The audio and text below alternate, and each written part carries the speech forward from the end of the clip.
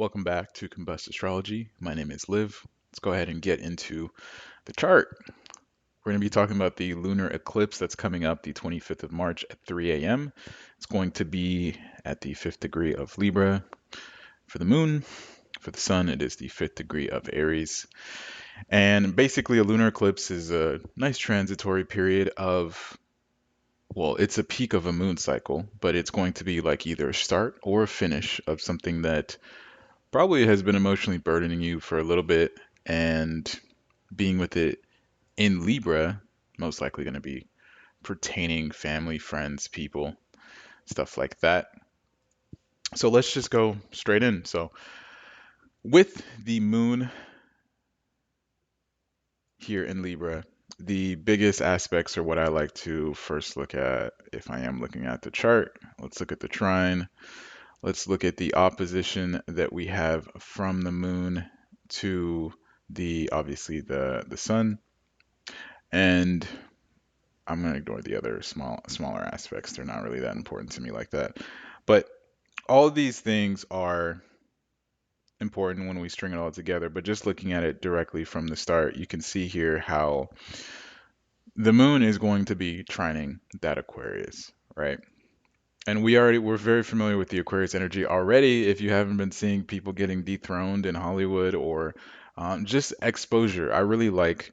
It's hard, but I really like it because Pluto in Capricorn is very like uh, hierarchical, hierarchical power, where it's like I have power, right? A person with a crown, and they have power. That's what we've all felt. And then we have just the peasants, which is like the rest of us, right? Regular people. I'm so bad at drawing, right? This is what it would be. But with the Aquarius Pluto, we now have this sort of like commoner, commoner people.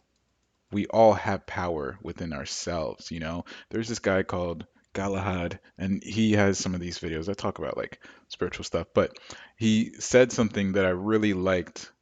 Um, where he was like, back in the day, power was seen as vertical versus now power can become horizontal. And, he kind of correlated the vertical nature of power where God is on top, and the highest way of people who have power, they would be closer to God. So like cathedrals would be super tall, right? And you would have like in the Bible, you would go up to a mountain, you would go up a very tall place to talk to God, to come down and share with the common folk, right?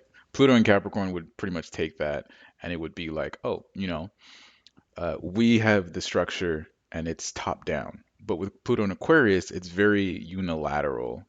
It's very horizontal, where we all have power, right?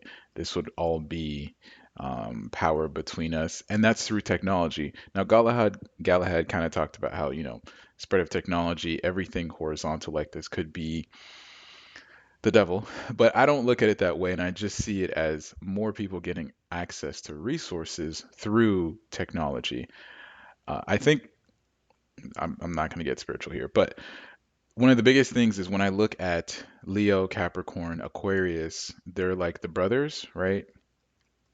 And Leo is all about how they look, right? Because the sun and the shining. Capricorn is how they can look down. And then Aquarius would be that looking around left and right because the distribution of power, they all want power, but they distribute it differently, right? And so with the moon being what is trining that, it's amazing to me because when I see this and I think to myself, wow, okay, you, the individual, because this is your moon, have been reflecting on the relationships and circumstances and how they affect you, right? Some more emphasis on that would be the sun here, in direct opposition to that, right? We understand that. Then you have Mars over here, first degree.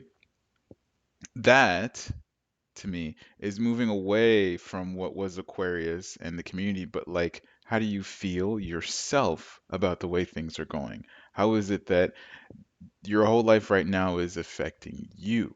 and it's very much about what I need, right? You tag that in where Saturn and Venus, as we talked about with the uh, previous video about what we would see with Sun, Venus, Saturn being together, and Venus and Saturn now, after touching, right?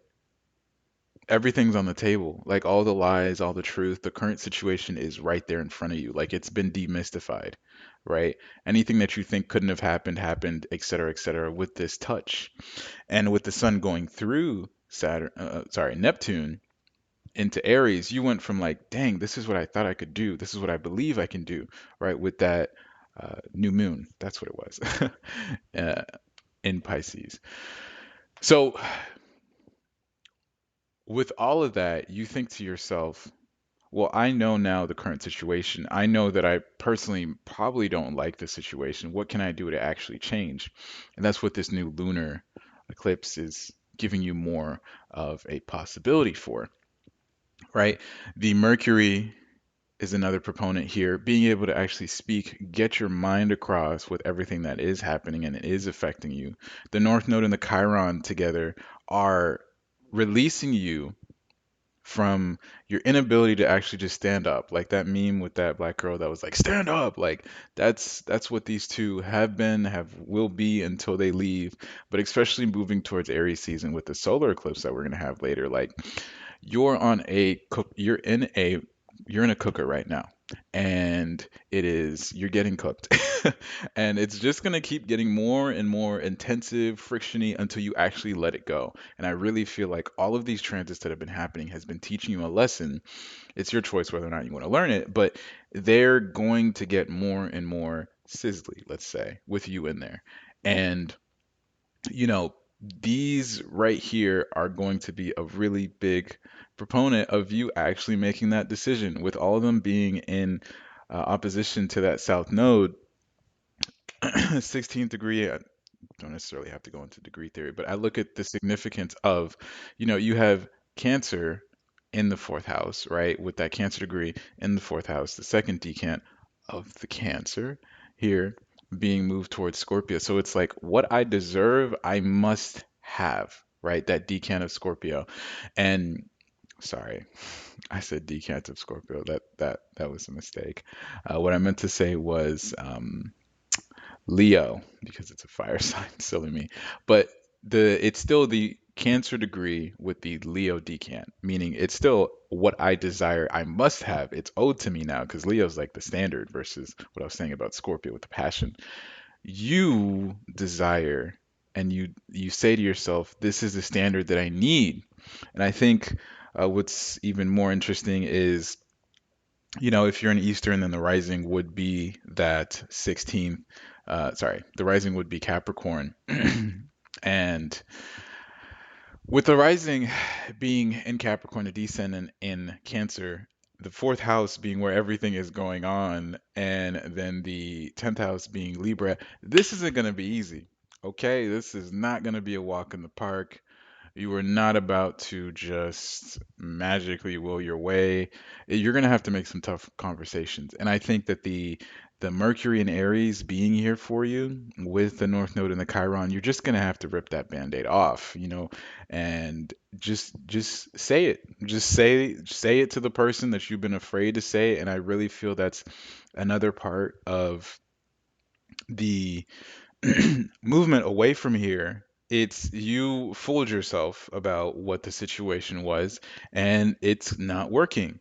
And now that we're moving towards that Aries season, it's going to obviously keep not working. So you have to make that decision to say the thing, do the thing, and then move forward for yourself, right? And with Jupiter and Uranus getting oh so closer, and they're still right now pretty conjunct, it's like these things are going to be destabilizing, right? But the long term is going to reward you, right? Because the sextile to that third house Fifth, the things that you're looking at that are like, I really don't want to have to talk about this situation because of what I've now realized about this situation. And I really feel like I should be empowered and it is my destiny to do it. But, this is not going to look easy. And I might have to suffer for a little bit. It's not going to be all fun, sunshine and rainbows, and it might